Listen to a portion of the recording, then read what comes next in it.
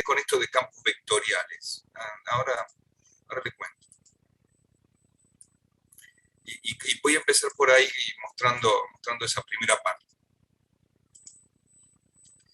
Este campo vectoriales es un PDF. No sé, lo encontré por ahí, ¿no? Tampoco no me puse a hacer nada, me gustó una cuestión que tenía. Ahora les muestro para que vayan viendo. No sé si mi computadora va a tirar un poquito más todo esto, pero bueno, por ahí va. Resulta que los campos vectoriales es precisamente lo que estamos viendo en el espacio, un vector, ¿no? Esto debería subir. ¿Qué es un campo vectorial? Empieza con una definición de lo que es un campo vectorial.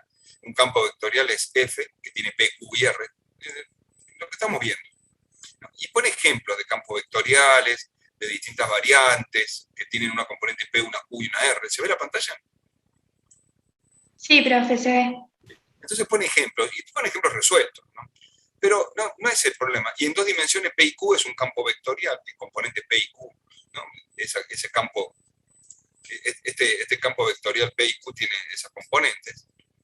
Y, o sea que, como campo vectorial. Pero no me preocupaba esas definiciones de campo vectorial, sino una aplicación que tiene más adelante, cuando veo la representación gráfica de un campo vectorial, ¿no? Resulta que esta representación es la de un campo vectorial cualquiera, ¿no? En este caso es un campo vectorial que es Z y Z, porque es un campo de 3 dimensiones. E a la XZ, J, más K, X cubo más Z cuadrado. Y representa este campo vectorial, con distintas variables. Pero me gustó esto, por eso pongo. Pueden usar el siguiente recurso para visualizar diferentes campos vectoriales, graficando la componente. Entonces yo dije, sí, qué bueno que está. Está en GeoGebra. Y si yo lo pico, me debería llevar, ¿no? Me debería llevar a la parte de GeoGebra, por eso les puse este documento, y voy a ver si me puedo enganchar a la definición de campos vectoriales. ¿Se ve ahí? No tengo, me dice que tiene pocos recursos. Pero bueno, ahí vamos. ¿Se ve? Campo vectorial en 3D. ¿Lo ven? Sí, profe, se Bien. ve. Acá, en el espacio, están viendo ustedes un campo vectorial que es x cuadrado seno de i. Bueno, no sé si es ese. No, en realidad es este. Es x sobre x cuadrado, ¿ves? Que es función 1. La función 1 es la parte que f de x, f de y, la función 2, y f de z, la función 3, las tres componentes del campo, x, y z. Pero estaba interesante esto de ver el campo como salientes de un punto generador del campo. Y las flechas me están marcando, y le puedo cambiar la escala, verlo más grande, más las flechas, el tamaño de las flechas, me está marcando, tiene la intensidad del campo en cada una de las direcciones. Yo lo puedo ver con ejes o sin ejes. Ahí le quité los ejes y veo el campo saliendo de un punto. ¿Qué campo es? Es este campo que dice que tiene componente x sobre x cuadrado más y cuadrado z cuadrado en x, más y componente en x. Digo, ese punto está bueno. Me gustó por ese lado. Después, bueno, no tiene más que esto. Si yo cambio las componentes x y z, esta aplicación de GeoGebra compartida me va a dar otro campo. Prueben ustedes cambiando x y z de algún ejemplo y ver otro campo. En realidad a mí lo que me interesaba era que si yo tengo un campo que tiene componente en x, en y y en z, lo veo y veo líneas de fuerza del campo saliendo. ¿Qué puede ser esto? Un campo gravitatorio, un fluido de agua, la velocidad de un móvil, en un río corriente, un huracán, digo, las líneas de campo de un huracán, ¿no? En realidad, todo eso. Entonces, por eso me gustó este recurso. ¿Eh? Por eso me gustó este recurso. Bien. Ahora, también podemos visualizar un campo en 2 dimensiones. vuelvo a compartir en GeoGebra otro recurso, un campo en 2 dimensiones. Ahí tenemos un XY, 2 dimensiones, XY. Y ahí se lío yo, no se preocupen, ya saben. Quiero sacar esta herramienta que tengo por ahí y lo que hago es lío. Ahí la saqué. Bien. Este es un campo en 2 dimensiones. Saliente también. Es la componente del campo. El campo siempre es un vector F, que tiene componente en X, y en realidad hoy la componente en X es X.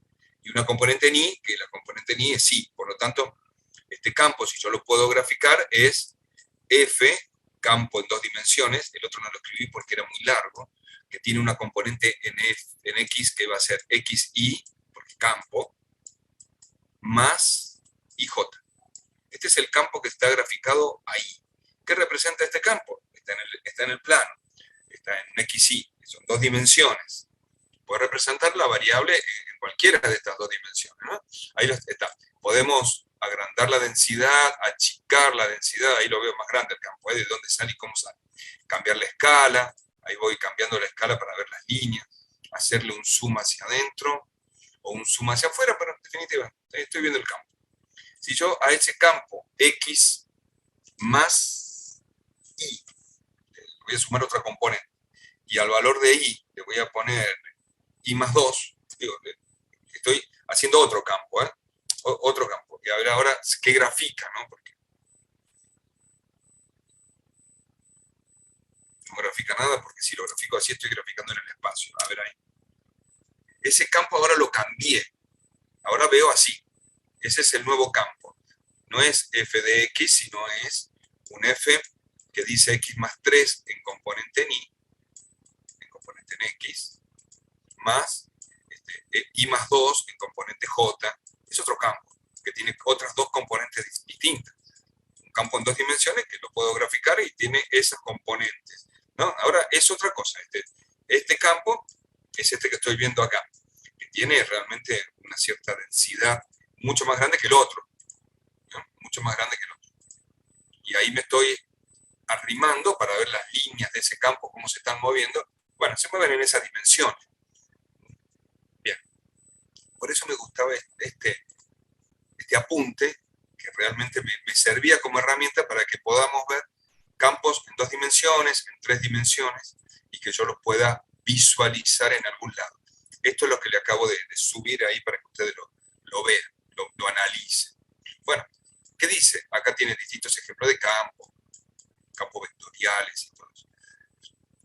Más adelante, sí, bueno, acá en el espacio y en el plano sigo viendo campos, la representación gráfica de los campos. Acá tengo una aplicación a un campo de velocidad, puede ser la velocidad de fluido del aire, entonces tengo un perfil hidrodinámico, que puede ser el ala de un avión o el perfil de un barco dentro. Y ahí tengo el campo vectorial de las velocidades x, y z, y estas líneas se llaman líneas de flujo de las partículas que están dentro moviéndose y me generan este campo.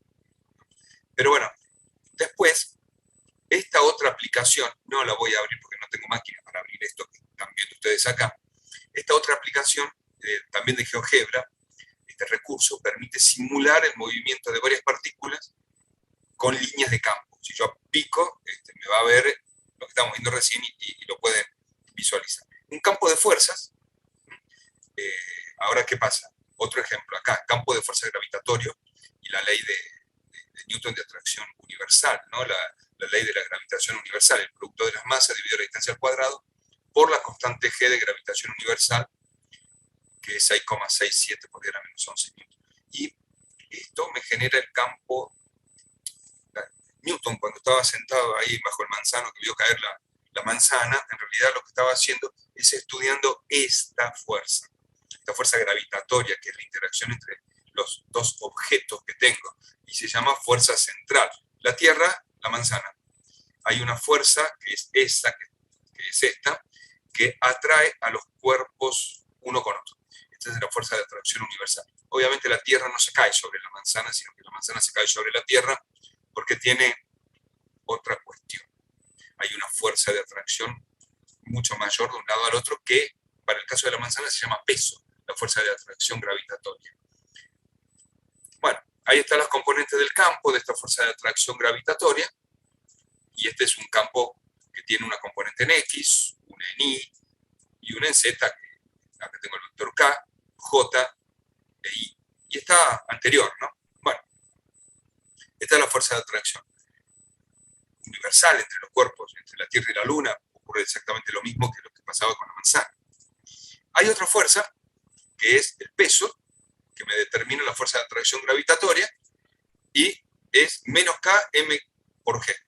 Entonces, bueno, g siendo la gravedad, k una constante y m la masa del cuerpo, determina un cuerpo un estado gravitatorio, ahí que es la componente. Bueno, cargas, líneas de campo magnéticas, líneas de campo magnéticas, y tres cosas, ahora las repasamos. Tres cosas: gradiente, rotor y divergencia, como grandes problemas vectoriales. Y como utilizamos, o sea, el gradiente es un campo, o sea, de transformarse, de tener una fuerza, ahora se transformó a un campo vectorial que se llama campo gradiente. Y que es la derivada de la función en X, la derivada de la función en Y. Bueno, ya sabemos lo que es un gradiente, ahora lo vemos, y también está en dos dimensiones. El gradiente, el que comúnmente usamos para sacar la derivada direccional. Pero hay otra cuestión. Ahora aparece un operador Nabla. Entonces tenemos operador Nabla, gradiente, rotor y divergencia. Está bueno. Bueno, ya les cuento después. Y el operador Nabla es precisamente un operador. Un operador. Es una función matemática. Es una función matemática. No es la derivada de.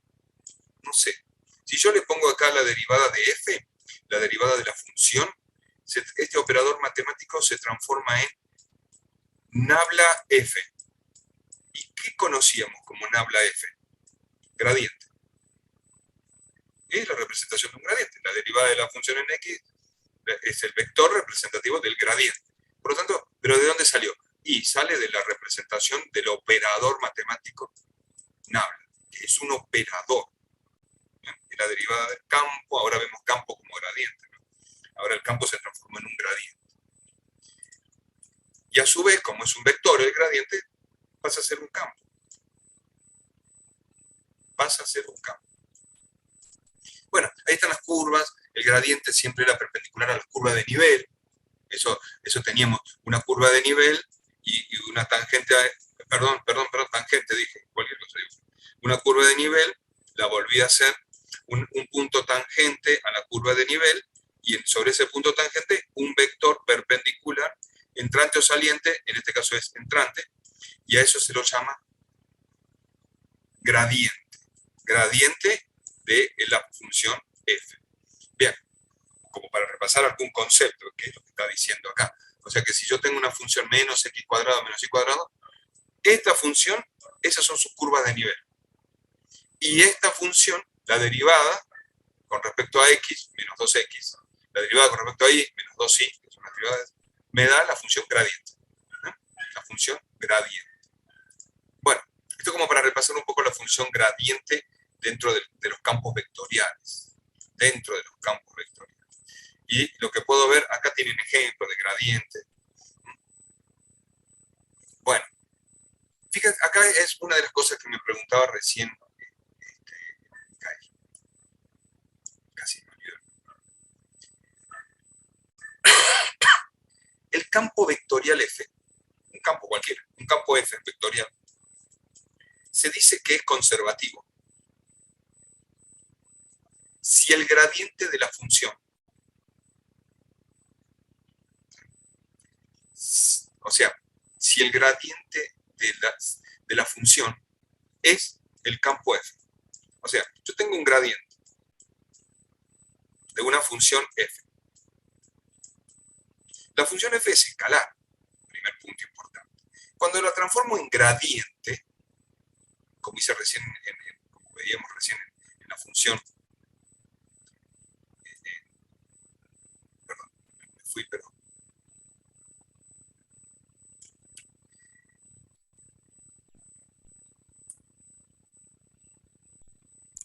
tengo una función f. Le saco el gradiente. Recién teníamos la función x cuadrado negativa, por eso era la línea entrante, menos y cuadrado, esa era la función. El gradiente de esa función f, que es una función de dos variables, el gradiente de la función f es menos 2xi, si quieren vayan copiándolo, más, menos otra vez, porque menos 2ij. Esto es un vector gradiente, vector gradiente. Este vector gradiente ahora se transforma en un campo, que lo voy a llamar f. Bien, ahora, si esta función es una función potencial, que no lo sé, si es una función potencial, entonces se dice que f es un campo conservativo. ¿Por qué es un campo conservativo? Primero, porque es un campo cuyo gradiente es función potencial de ese campo. Entonces se dice que es un campo conservativo. Entonces, yo digo, f es conservativo si el gradiente de f es una función potencial del campo f. Eso es lo que quiere decir, que me preguntaba recién Micael. ¿O no, Micael? Algo de eso preguntaste. Sí, profe, sobre eso. Pero justo es una identidad. La identidad es f igual a gradiente f. Porque es la definición de un campo conservativo. El campo gravitatorio es conservativo si yo, cuando se va cayendo una piedra con la misma energía que cae, le imprimo a la piedra la misma energía, pero hacia arriba y la llevo al mismo punto. Eso es un campo conservativo. ¿La Tierra es un campo, la caída libre de un objeto es un campo conservativo? No, tiene fricción con el aire, listo, ya está, no es más conservativo. Si desprecio totalmente la fricción, sí, es conservativo. Eso sería otra cuestión. Para que sea un campo conservativo, la función f, esto es teoría pura, pero bueno, va bien porque yo tenía idea de hacer esto. La función f tiene que ser una función potencial del campo f, mayúscula, porque la función f es escalar mientras que el campo es escalar. Bueno, ¿qué tendría que cumplir? Que esto es p, y esto 2i es q. Así el campo ahora tiene dos componentes, p, q. Tiene dos componentes, p y q. La derivada de la función con respecto a x tiene que ser igual a la derivada de la función con respecto de y. Bueno, derivo 2x con respecto de y me da 0. Derivo 2x con respecto... Y estoy hablando bien, estoy haciendo la derivada, no es lo que está escrito ahí. Estoy haciendo la derivada la derivada de p con respecto a y estoy haciendo la derivada de q con respecto a x. Las dos, primero, son iguales y dan 0. Pero no es porque yo quiera que sean iguales, sino porque realmente dan 0. Entonces cumple lo que es función potencial, justo. Este ejercicio simple que encontré es, entonces el campo es conservativo. ¿Qué campo? Menos 2x, menos 2y. Ese campo es conservativo. ¿Por qué? Porque el gradiente de la función menos 2x cuadrado, menos 2y cuadrado, es una función potencial. Y es la función del campo. Eso es lo que... Vamos de vuelta. Ya que me quedó tan bien el ejercicio, porque quedó justo el ejemplo de la función anterior que vimos como les dije yo. Ahora lo podemos escribir bien. Justo el gradiente, pero el gradiente no quiero insistir mucho sobre el gradiente porque lo habían entendido bien. Ahora, yo tengo una función, lo voy a hacer todo en limpio para que lo veamos porque es una duda de esta. Tengo una función que en el espacio, esta función en x y en y, es menos x cuadrado menos y cuadrado. Una función paraboloide, pero no la estamos graficando en el espacio. Estamos viéndola acá en el plano. En el plano, lo que vemos son las líneas de nivel. Que en realidad estas líneas de nivel son circunferencias. Cuando yo voy cortando la función así, las veo de arriba, son todas circunferencias. ¿Sí? Circunferencias de distintos radios. Donde, en un punto cualquiera, hay un vector gradiente, y ese vector gradiente de la función f, por un lado calculé el gradiente, ¿no? Por un lado calculé el gradiente era la derivada con respecto de x por y, menos en este caso, porque también es menos la derivada de la función por j, era un vector en dos dimensiones. Que este vector gradiente se representaba con una línea hacia adentro. Y en realidad yo tenía infinitos vectores gradientes, cada uno de los puntos, de los infinitos puntos que tengo, por lo tanto, ahora lo que tengo es un campo. Es un campo. Un campo F que tiene la componente menos 2xy menos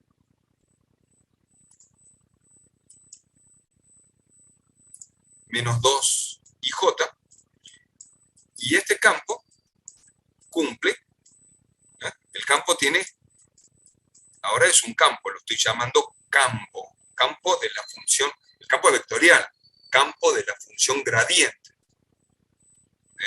¿Y el gradiente de qué es? Es de una función escalar. O sea, yo tengo primero una función escalar, después lo transformé en un gradiente que es vectorial, y el gradiente dije que era un campo. Este campo tiene componente P más Q por J. Y veo que este campo cumple con ser una función potencial. ¿Por qué?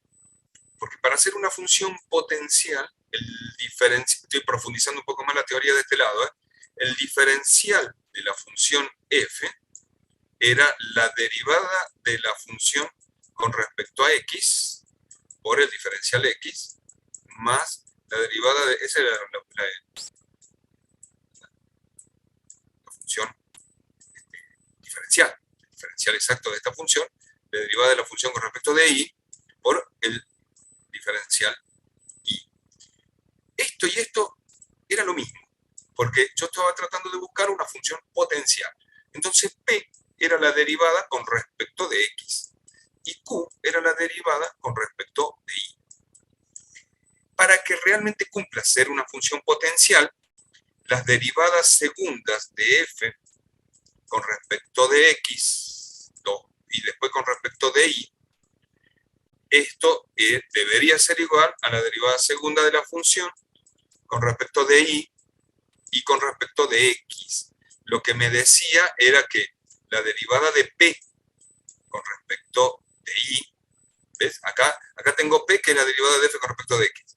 Si ahora a p, que es la derivada de f con respecto de x, lo derivo con respecto de y, lo que estoy encontrando es la derivada segunda de la función con respecto a x con respecto de y, que es esta parte. Y la derivada de q con respecto de y, ya la tengo, es q. Y si ahora a q lo derivo con respecto de x, estoy encontrando la derivada segunda de f con respecto de y con respecto de x. Y en este caso de la función esta que pusimos recién como ejemplo, las dos daban 0. Entonces podíamos decir que la función 2x menos 2xy menos 2ij era una función campo, que venía de una función escalar que cumplía las condiciones de ser una función potencial. Por lo tanto, se llamaba, en este caso, al campo F, yo decía que era un campo conservativo, porque tenía un gradiente, era igual a un gradiente de una función potencial. Eso es lo que me preguntaba ahora Mikhail. Bien, primera definición interesante. Pueden ir copiando. Ahí está. A la función le sacamos su gradiente, lo bajo así lo copian bien. A la función le sacamos su gradiente.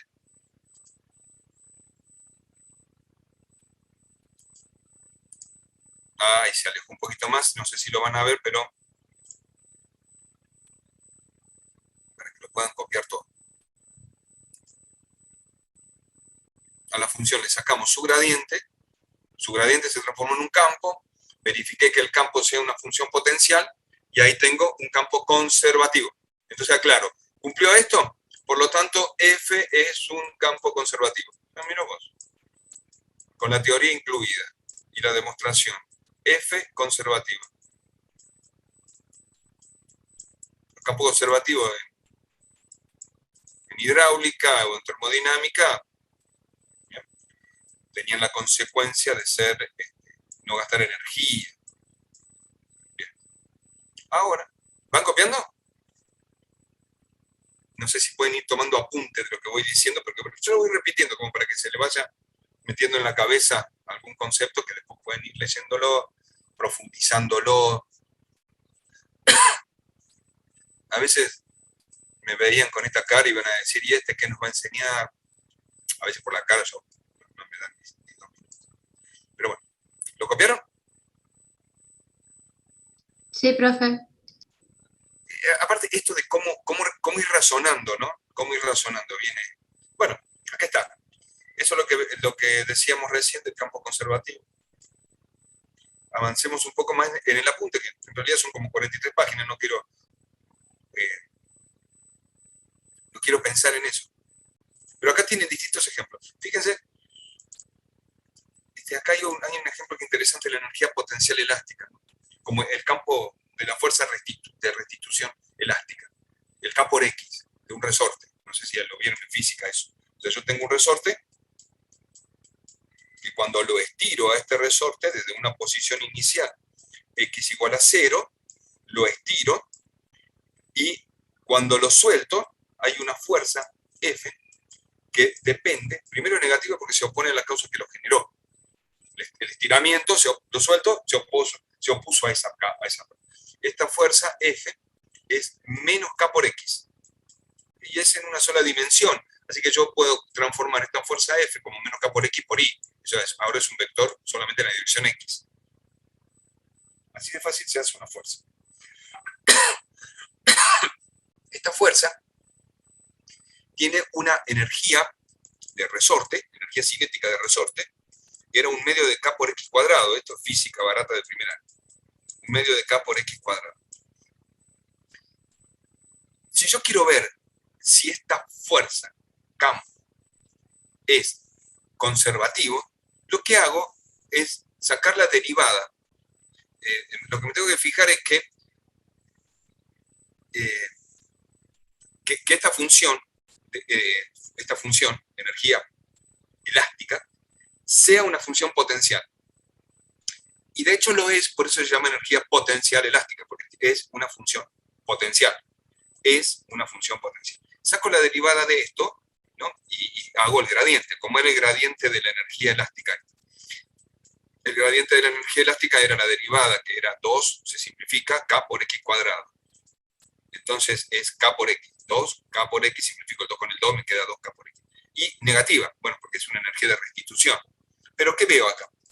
Que el gradiente, que es un vector, ahora, vector gradiente, es igual, sí, cambiado de signo, pero es igual a el campo que genera la fuerza como campo. Por lo tanto, la fuerza esta también es una fuerza conservativa, pero en una sola dimensión. Bueno, bien, vamos bien. Lo que venimos diciendo recién, de la energía potencial. Perfecto.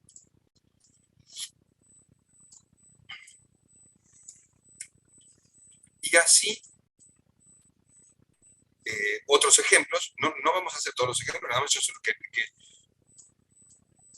así varios ejemplos y varias demostraciones.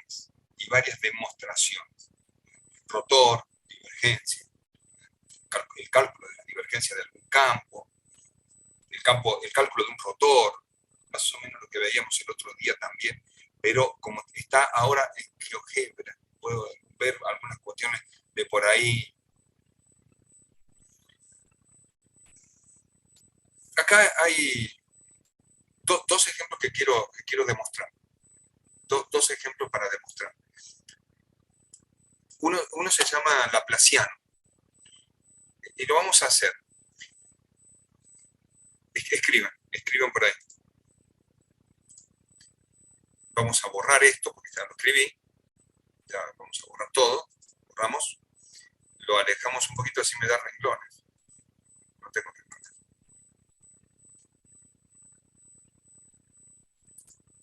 Bueno, no importa. Escriban la divergencia, calcular la divergencia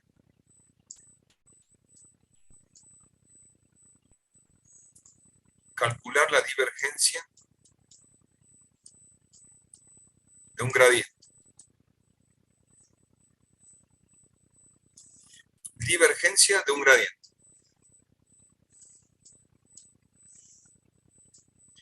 La divergencia de un campo F, habíamos visto, la divergencia de un campo F, era el resultado, primero era un número, y era el resultado de multiplicar el operador nabla por el vector campo, en forma escalarmente. Por lo tanto, la divergencia me quedaba, si yo tenía el operador nabla, que era la derivada de la función con respecto de x, era la derivada con respecto de x por y, porque era vectorial. Nabla es un vector, un operador vectorial, más la derivada de algo con respecto de y por j. Este operador era genérico, entonces era precisamente un operador, más la derivada de con respecto de y z, k, ahora. Bueno, esto era nabla. A nabla lo multiplico escalarmente por el campo. El campo era un P por I más Q por J más PQR por K. O sea que el campo era un PQR. Era un vector. Y cuando yo lo multiplicaba, la divergencia me daba un número, que como era la divergencia un escalar, que este escalar, porque salía de un producto escalar, era la derivada de P con respecto de X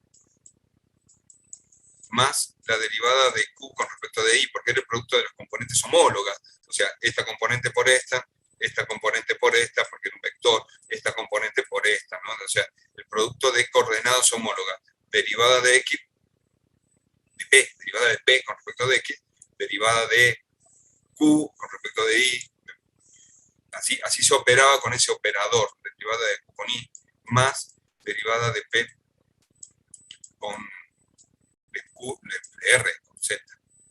Bueno, y cuando yo hacía, esa era la divergencia para cualquier vector, el producto del operador nabla por la función campo, por el vector campo, y me daba un número. Cuando yo hago lo que estoy haciendo aquí arriba, que lo que yo quiero significar es la divergencia de la divergencia, pero ahora de un vector, de todos los vectores que elijo, voy a elegir un vector que es el vector gradiente. Entonces voy a hacer la divergencia de un gradiente. Y voy a ver qué me da. La divergencia de un gradiente. Por un lado, voy a hacer la divergencia derivada con respecto de x por y más derivada con respecto de y por j más, y me quedó chico este paréntesis, más derivada con respecto de z por k. Y aquí voy a poner un gradiente. ¿Cómo era un gradiente? Era la derivada de la función f que yo tengo, escalar. Fíjese que yo siempre uso bastante bien la nomenclatura. Cuando hablo de una función escalar, y aquí cuando hablo de una función vectorial, porque el gradiente es vector. Bueno, derivada de la función con respecto a x por y, mientras que esta f es escalar, porque es la función que yo le estoy calculando el gradiente, más la derivada de la función con respecto a y por j, más la derivada de la función con respecto a z por k. Y ahora, bueno, este producto que yo estoy haciendo ahí, que lo voy a prolijar cuando le ponga el z mejor ahí, derivada de z con k. Cuando yo hago este producto,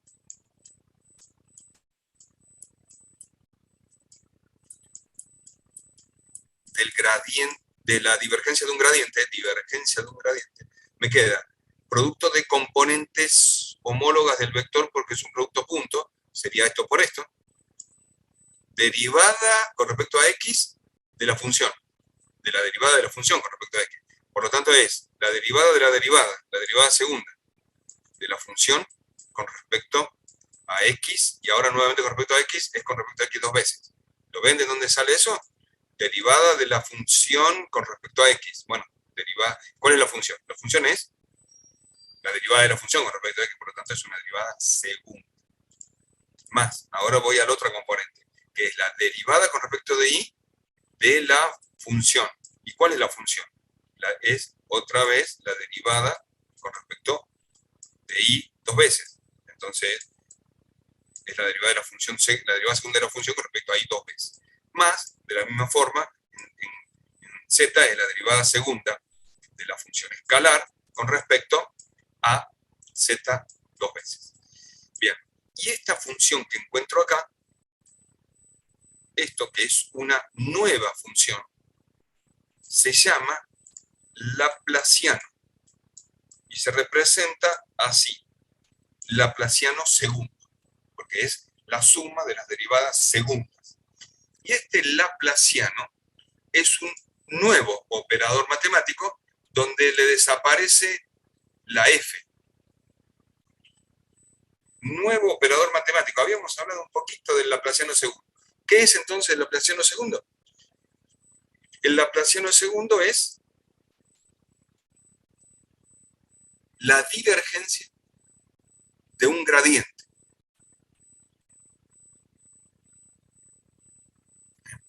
Y se obtiene como la derivada segunda en x dos veces, la derivada segunda en y dos veces, la derivada ¿de qué? De algo, de una función, que en este caso era f, pero es algo, es un operador, algo. ¿Qué representa el laplaciano? Copiaron esto, ¿no? Copienlo. Copienlo. No sé si lo ven bonito, pero cada vez escribo mejor. Yo creo que dentro de 5 años se va a entender mucho más lo que yo digo.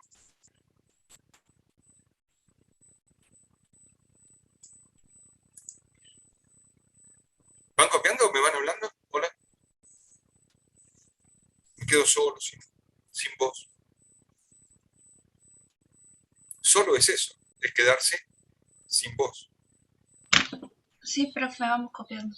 Dale, Mica, bien. Voy a ir a dar clase a La Pampa. No, cuando llego a la rotonda de La Pampa agarro para Padre Buodo, a la izquierda, ¿viste? Entro por Huinca y doblo a la izquierda. Y entonces ahí me voy a pescar a Chasicó, también he ido por ahí, Sí. pero llego allá a San Blas. Una vez por año voy por allá. Si todo sale bien ahora en diciembre espero con mis dos hijos. A uno le gusta el mar, el otro no ha ido a pescar nunca conmigo, ahora quiero llevarlo. Ha ido porque no le gusta. Bueno, ¿Va muchos días, profe? ¿Eh?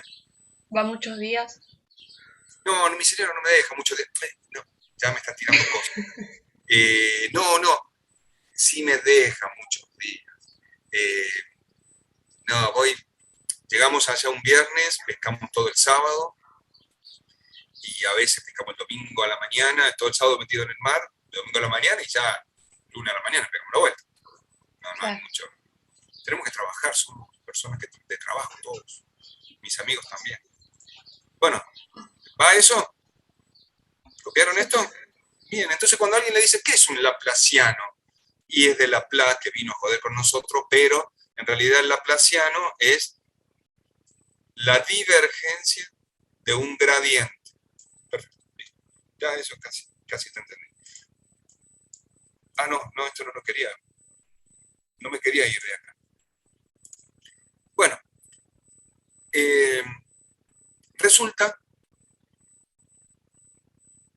que hay dos cosas. Vieron que acá está la definición bueno,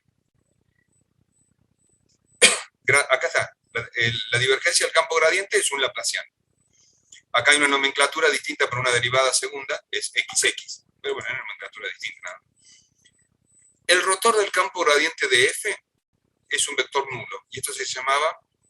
Esta era la definición, otra de las definiciones que ustedes están viendo por ahí, es rotor de un gradiente. Rotor de un gradiente.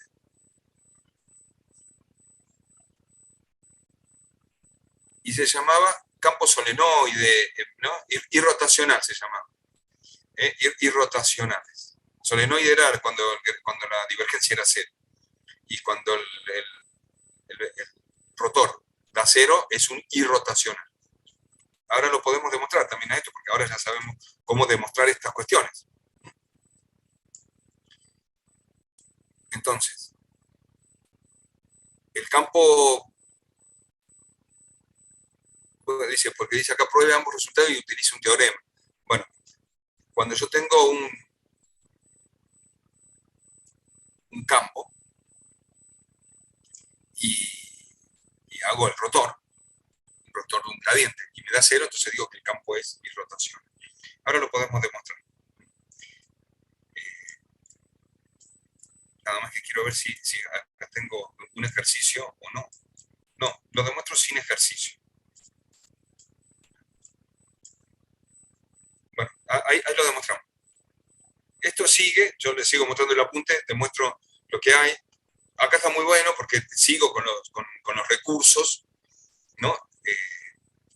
Pico esto y tengo los recursos para cambiar la integral de línea, las integrales, meterme un poquito más en esto, lo que son los campos vectoriales y todo eso. Por eso me gustó un poco este apunte, porque me daba la posibilidad de esto, ¿no? Integral de línea de un campo en una circunferencia, eso está listo también, ¿no? Pero no hay que meterse, hay que ir de a poco con esto, ¿no? Hay que ir de a poco. Entonces, esto, bueno, véanlo ustedes, vayan jugando también con esto, si quieren, es un apunte que se los dejé por ahí. Estaba interesante por estas cuestiones, porque tenía los recursos y demostraba algunos teoremas. Bien, se lo dejo. También me voy de acá de GeoGebra, que está bueno por GeoGebra, con algunos componentes de campo que ustedes pueden manejar, como para manejar algún recurso. Esto se lo dejé acá en clase 9 y todo. Lo de WhatsApp lo voy a cerrar porque es un montón que no hace falta que lo vea. Y alguien me pedía por ahí algún elemento, entonces dije yo, vamos a ver qué podemos mostrarle a todos estos chicos de lo que estamos hablando precisamente de divergencia de un campo, rotacional de un campo, gradiente de un campo, son los tres operadores vectoriales que estamos viendo, y el operador laplaciano que vimos recién, digo, Laplace, que es la divergencia de un gradiente, se llama laplaciano.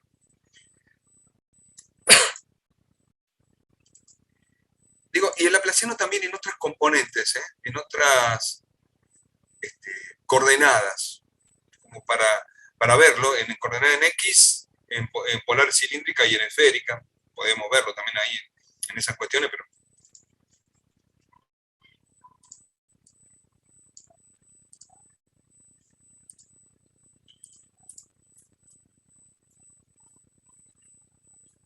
se los dejo porque es un resumen vectorial de las cuestiones que tienen ustedes.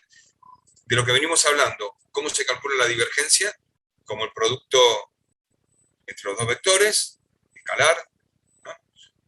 del vector Laplace, del operador nabla por el vector IJK. ¿Cómo es el gradiente, el rotacional? ¿Cómo es el gradiente? Directamente es el operador nabla, el gradiente.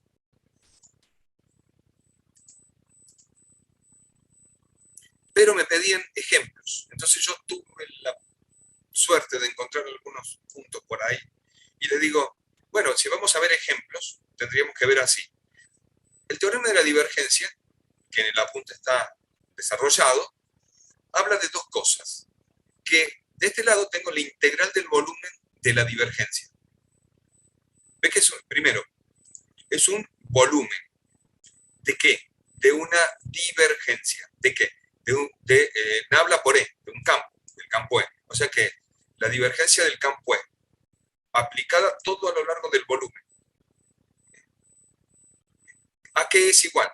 Sigo leyendo. Igual a la integral de una superficie, porque dice diferencial S, cuya componente E es perpendicular a la superficie.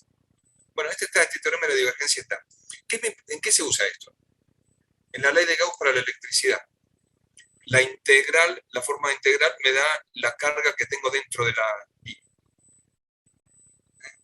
Y si no, la forma vectorial, diferencial, me da 4 pi k por rho, que rho es la densidad en la ley de Gauss. Otra forma de ver la divergencia y el teorema de la divergencia es aplicado a la ley de Gauss para el magnetismo, que me dice la integral cerrada de línea de campo magnético B por diferencial de área es 0. ¿Por qué era 0? Porque si yo tenía un imán que tenía un norte y un sur, esto es física, y las líneas de campo salían del norte y entraban al sur, las líneas de campo magnético tienen dirección, van de sur a norte por adentro del imán y de norte a sur por afuera. Pero son líneas cerradas. Por lo tanto, si yo tomo una superficie que la llamábamos gaussiana y hago la integral cerrada de esa superficie, tendré tantas líneas de campo que entran como las que salen. Por eso, la integral del campo diferencial área era igual a 0, porque tenía tantas líneas iguales que entran como que salen. Esa es la ley de Gauss para el magnetismo. Bueno, este es el apunte del otro que le dejé por ahí dando vueltas. Como para recordar,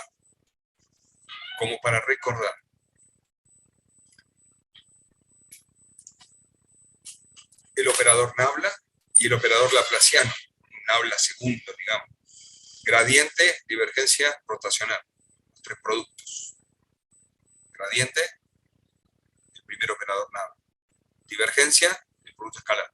Rotacional, el producto vectorial. Y laplaciano, que es la divergencia del gradiente, que me da el laplaciano segundo. Bueno, no sé, acá tenemos un montón de líos de identidades vectoriales, de las cuales solamente vamos a hablar de esta que nos quedó pendiente recién. ¿Cómo calcular el rotacional de un gradiente? ¿Cómo demostrar y calcular el rotacional de un gradiente? Porque recién hicimos una demostración, que era la divergencia de un gradiente. Ahora vamos a hacer el rotacional de un gradiente. ¿Bien? Esto. Bien. Pero les sigo mostrando este apunte. Teorema de Stuck. Fíjense. Teorema de Stuck es la integral de área de un rotacional. ¿Por qué sí que es rotacional esto? Porque es un producto vectorial del gradiente de Nabla por E. ¿Y E qué es? El campo. Entonces es la integral de área, porque tiene diferencial A, de un rotacional. El rotacional E. Bien. ¿Cómo calculábamos un rotacional? No se acuerdan. Bueno, ahora lo hacemos. Porque vamos a tener que demostrarlo. Eso que le dije recién. El rotacional, vamos a tener que demostrar cuál es el rotacional de un gradiente. Que da 0 encima. No sé por qué da 0, pero da 0. Bien, entonces, ¿a qué es igual el teorema de Stokes que está demostrado por ahí? Esto es igual a una integral de línea a lo largo del perímetro del área. Del campo a lo largo del perímetro.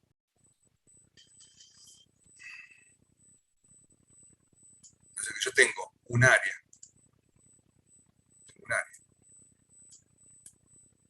Y yo voy a calcularle el vector aquí. Bueno, tengo un área, voy a calcular el vector. Y es lo mismo calcularlo de esa manera que con la integral de línea de todo el vector a lo largo que camine por la línea esta. Eso es lo que me dice tú.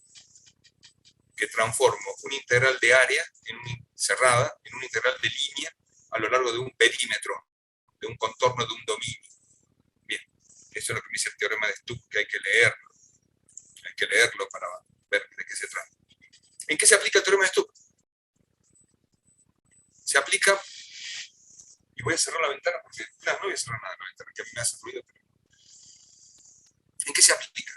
Se aplica en la ley de Gauss, que la integral de la ley de Gauss me da la carga eléctrica que tengo dentro de una superficie.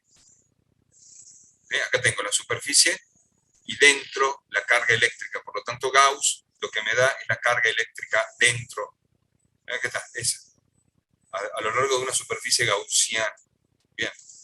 ¿Y qué otra cosa puedo aplicar acá? La integral de línea. ¿Bien? Se aplica, y esto si quieren después lo ven en física, como la integral de campo por diferencial S. Eso es el flujo de corriente eléctrica que genera. ¿Cómo es eso? Resulta que yo tengo un campo eléctrico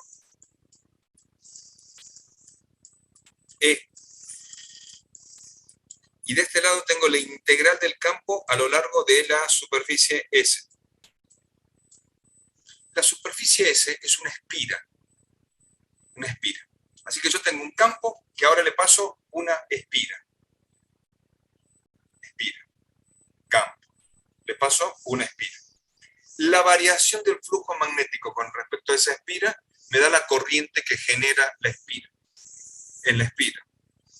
Esa es la ley de Faraday. El campo que se genera alrededor de una espira. ¿Y por qué se genera campo? Que ese campo genera después una corriente inducida. Es el principio de funcionamiento de un motor esto. Porque hay variación de flujo de campo. Eso es lo que me dice esto. La variación de flujo de campo eléctrico.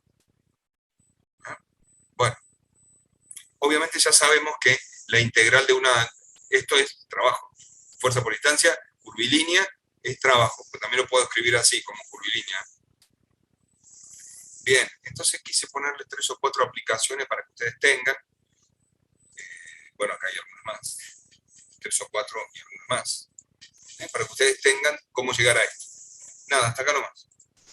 Hasta acá nomás, esto. Para que ustedes puedan ver. Y tengo que salir. Ahí fue. Salí. Esto es lo que les subí recién. Ahí va. Y ahora,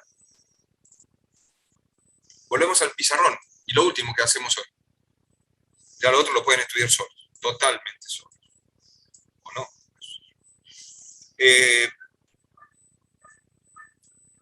Tengo que demostrar, borro todo. Me alejo un poquito.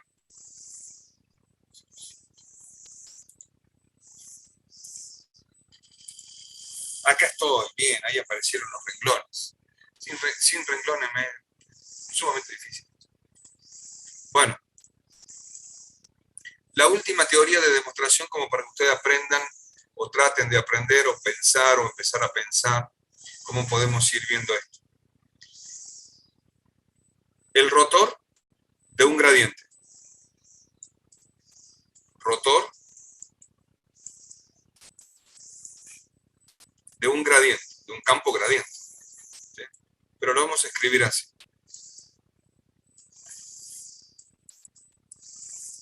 El rotor de un campo gradiente. Perfecto. ¿Cómo saco el rotor yo?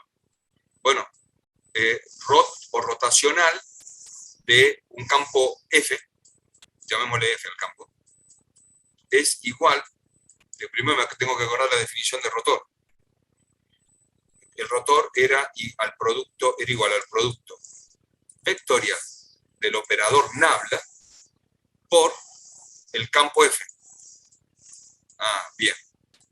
¿Y cómo era el producto vectorial de un operador por un campo? Y esto se calculaba como era un producto vectorial, ¿no? Producto cruz, se calculaba con un determinante que era IJK por acá nabla, que era derivada con respecto a X, la primer componente, derivada con respecto de Y, la segunda componente, y derivada con respecto de Z, la tercera componente. Y aquí abajo, la línea que tenía la componente F del campo X, la componente Fx, Fi del campo, y la componente Fz del campo. Cuando yo resolvía este determinante, que era una forma de ordenar el rotor, encontraba sucesivas combinaciones y después la otra era más J más sucesivos formatos así, K. ¿No? O sea que encontraba un vector que tenía componente IJK, ¿no? Donde cada uno de estos elementos, si yo lo hacía resolviendo los elementos de una fila, encontraba, al resolver los elementos de una fila, encontraba que me paro en el pivote y elimino la fila y la columna a lo que pertenece el pivote y me queda el menor complementario que resulta de eliminar la fila y la columna, y esto era igual al producto de la diagonal principal derivada con respecto de i de la función f de z, o sea, derivada de f de z con respecto a i, menos porque era el producto de la diagonal secundaria, menos la derivada de la componente en i con respecto de z. Bueno, y así encontraba todas las demás componentes, eliminando fila y columna, y encontraba todas las demás componentes. Digo, esto es para recordar cómo se hace lo de rotor. Ahora vayamos a lo que nos interesa a nosotros. Nosotros queremos hacer el rotor de un vector que sea rotor de un gradiente f. Rotor del gradiente f. Bueno, el rotor del gradiente es operador nabla por, acá lo dice, operador nabla por campo. ¿Y qué campo estoy utilizando? El campo gradiente. Entonces, nabla por gradiente f. Ahí está. Eso es lo que yo quiero demostrar. ¿Cuánto da esto? Me dijeron que da 0. Me dijeron que da 0 esto, pero no sé si da 0. Tengo que ver cómo lo demuestro. ¿Cómo hago? Esto es un vector. ¿Cómo es nabla? Y nabla era la derivada con respecto de x, la derivada con respecto de y, vayan copiando, la derivada con respecto de z. ¿Y cómo hacía para multiplicar escalarmente, vectorialmente un vector? Ponía i, j, k, bien. Y abajo, en la fila de abajo, tenía que poner las componentes del gradiente. ¿Y cuáles eran las componentes del gradiente? Y el gradiente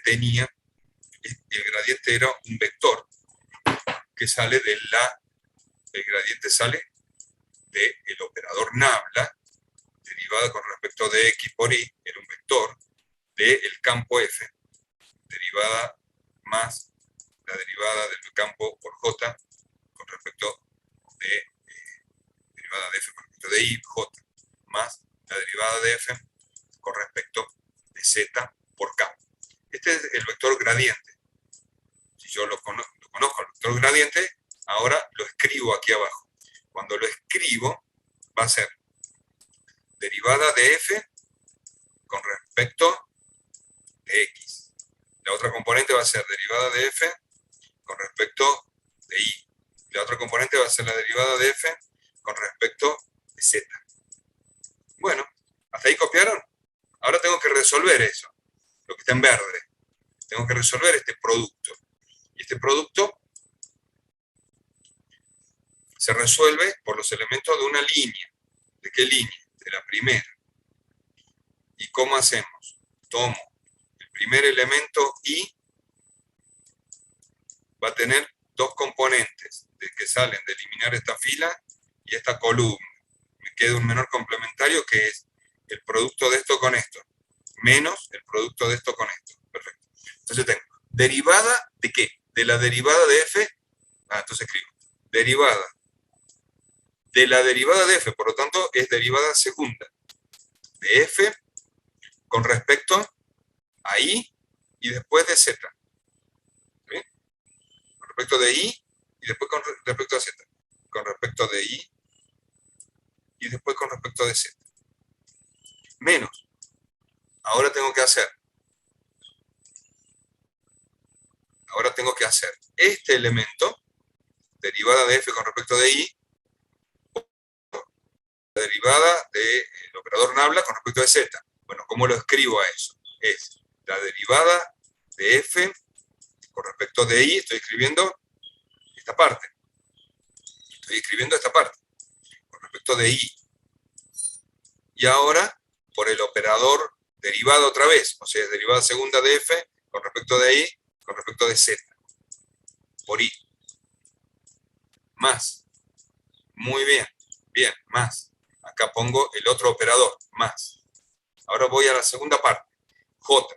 El operador j, el elemento j, el vector j, va a ser el que elimino la fila y la columna de j. Por lo tanto, me va a quedar derivada con respecto a x, derivada de f con respecto de x, derivada con respecto a z y derivada de f con respecto a z. Y cuando haga los productos voy a multiplicar así, este por este, menos este por este. Y me fijo, derivada de la derivada de f, o sea, por lo tanto tengo una derivada segunda de f con respecto a x primero, y después a z. A x primero y luego de z. Menos, ahora voy a multiplicar la derivada de f con respecto de x por el operador con respecto de z. Entonces, derivada de f segunda con respecto de z y luego con respecto de x. Más, ya tengo ese elemento. Ahora voy al elemento k. Ese elemento k tiene, elimino fila y columna del elemento que pertenece, elimino esto, y me queda el menor complementario, que es esto por esto, menos esto por esto. Entonces, la derivada de la función segunda con respecto a x primero y luego con respecto de y. Primero con respecto a x y luego con respecto de y. Menos la derivada, ahora voy a la segunda función, derivada de f con respecto a x y por el operador con respecto a z. Por el operador con respecto a z. Derivada segunda de f con respecto a y. No, primero a x, después a y. Bueno, primero a y, después a y. Cuando yo analizo lo que estoy viendo, me encuentro con que tengo la derivada de la función en y y en z, menos la derivada segunda de la función en y y en z. Son iguales. Al otro término tengo la derivada de la función en x y en z en x. Son iguales. Por lo tanto, este término se me anula con este término se me anula con este, y en el tercer se me anula con este. Resultado, 0, 0, 0. Por lo tanto, demostramos que el rotacional, el rotor de un gradiente es nulo. Igual a 0. El rotor de un gradiente es nulo.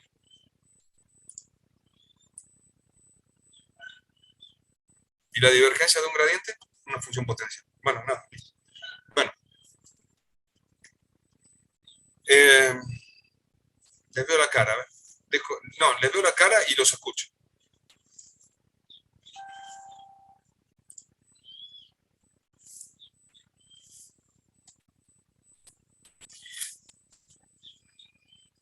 Los escucho un poco, a ver en qué andan. Nos quedamos callados, profe. Profe, yo quería consultarle. En el caso de llegar a la instancia de coloquio, tenía como curiosidad de saber un poco cómo era, si nosotros teníamos que llevar temas preparados o cómo es. Nada, son preguntas generales. Ah, perfecto. Son tres preguntas. Por ejemplo, ¿cuándo un campo es irrotacional? ¿Cuándo un campo es solenoide? ¿Cuándo un campo es conservativo? ¿A qué es igual el gradiente de un rotor elevado a la cuarta potencia?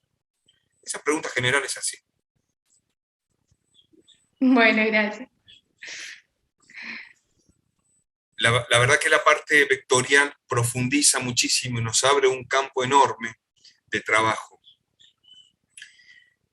Ustedes profundicen, a ver, la demostración del teorema de Stuck, la demostración del teorema de la divergencia y la demostración del teorema de superficie, véanlo, léanlo, en algún momento alguien, si rinden un teórico, se los pueden pedir.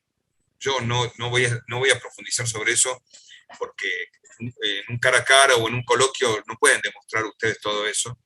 Pero léanlo, lo tienen ahí, tienen todos los formatos. Si quieren, vayan profundizándolo. En una segunda vuelta pueden profundizarlo. Entender estas situaciones está bueno. Esto que yo acabo de escribir acá en este pizarrón, porque me da un formato de razonamiento y me da un formato de estudio. Después puedo profundizar todo lo que yo quiera e irme mucho más adentro con las definiciones. Lo básico es esto. Lo básico es esto.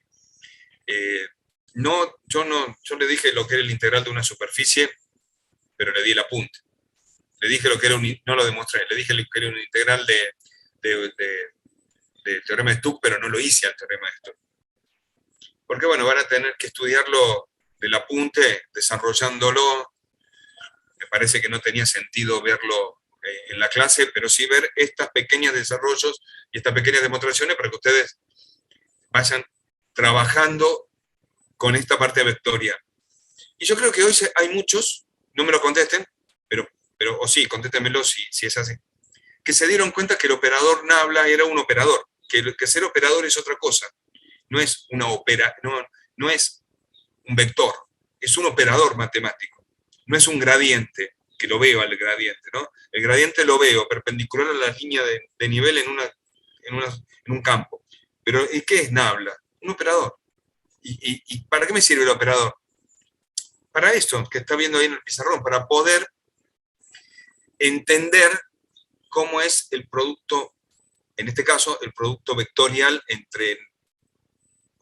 y me sirve para calcular el rotor. Entonces, el operador por el campo, ¿no? O por un campo.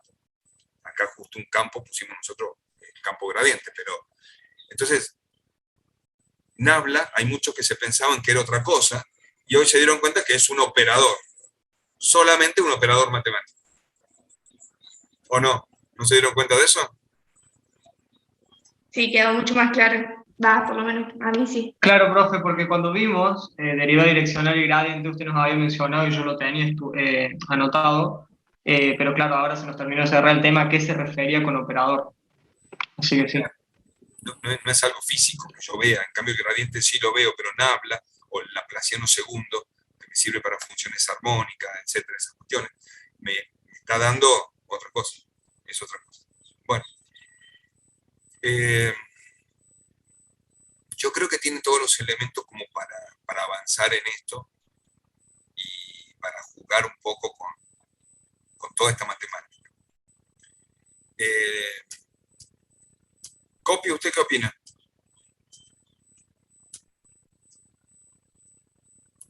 No sé. ¿No opina? Bueno,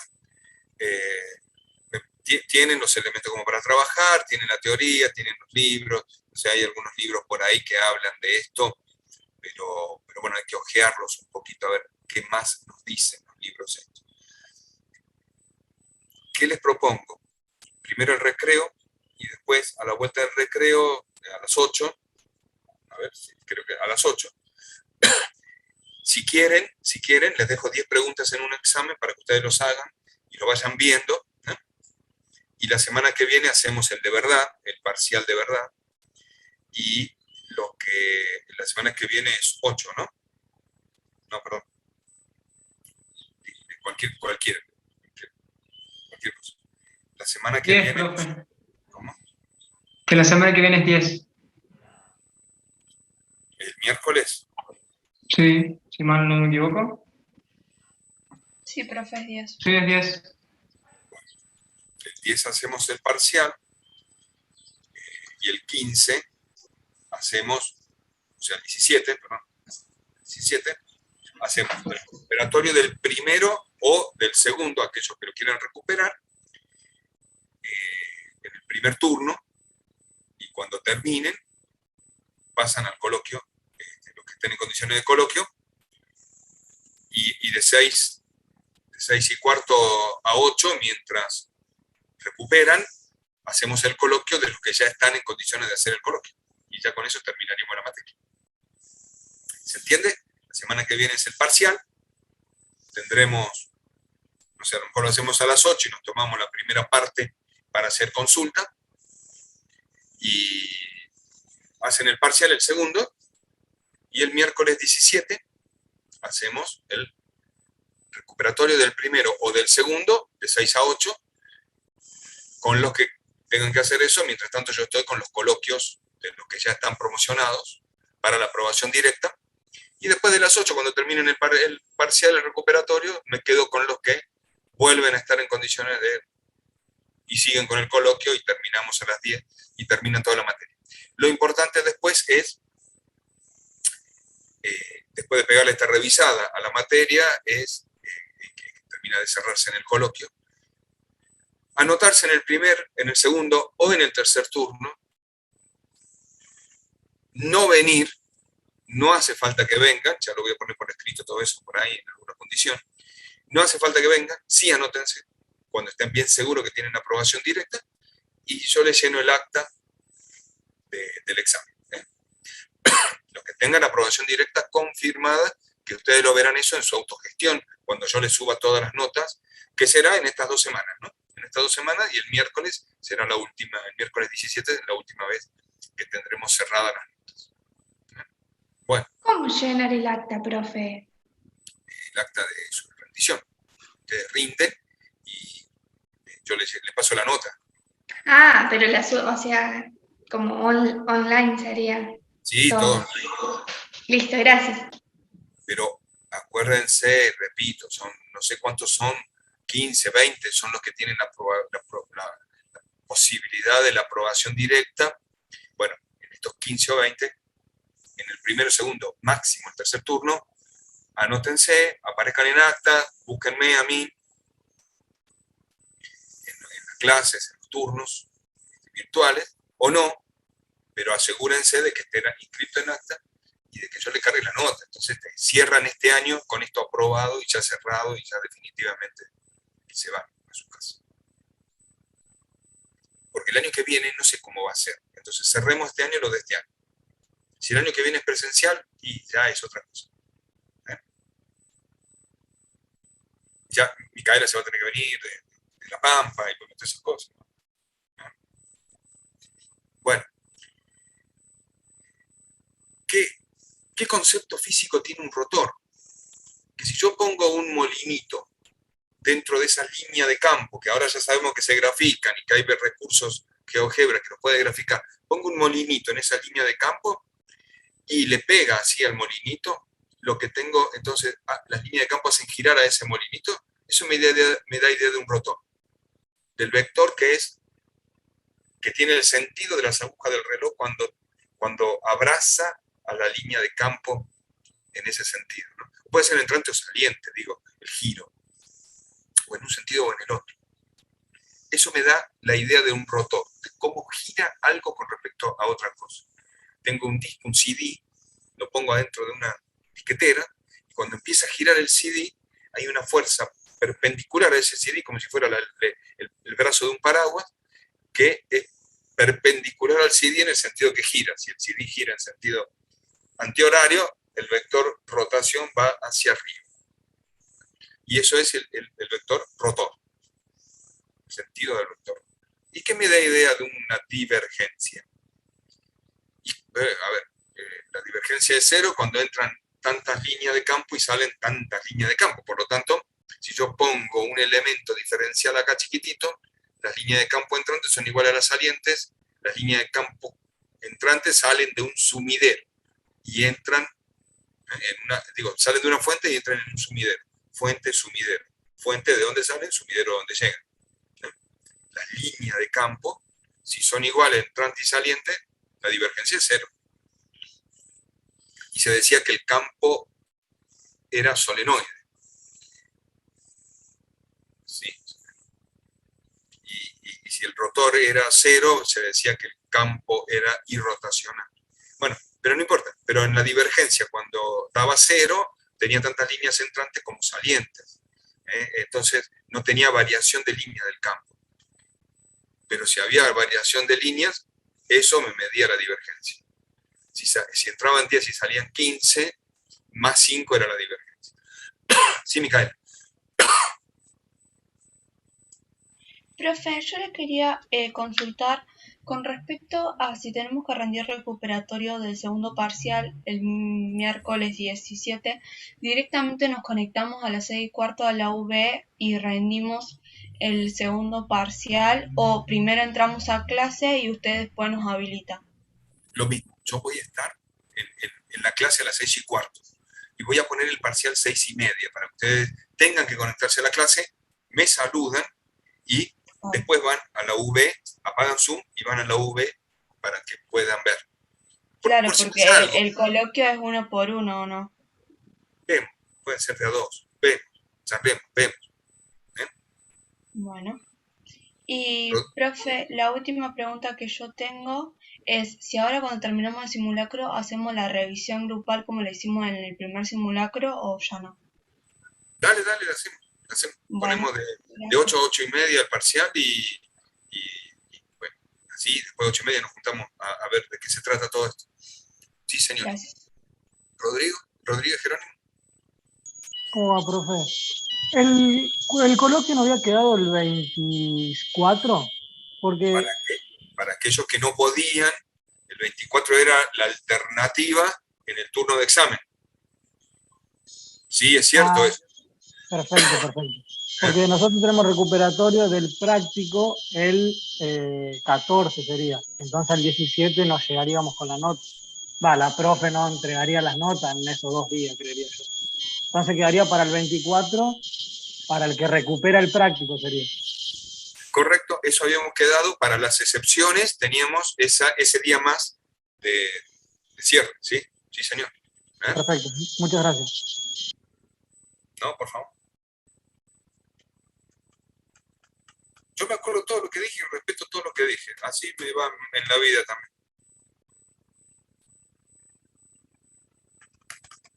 Bueno, salgan un rato al recreo y a las 8:15 empieza el examen. Ya pasaron, así que a 8:15 hacemos esas 10 preguntas, 8:30 nos volvemos a juntar para ver un poco cómo van terminando y cómo van haciendo. Nos tomamos estos media hora para descansar un ratito y hacer ese Listo, simulacro. profe. Gracias. Listo, profe. Chau.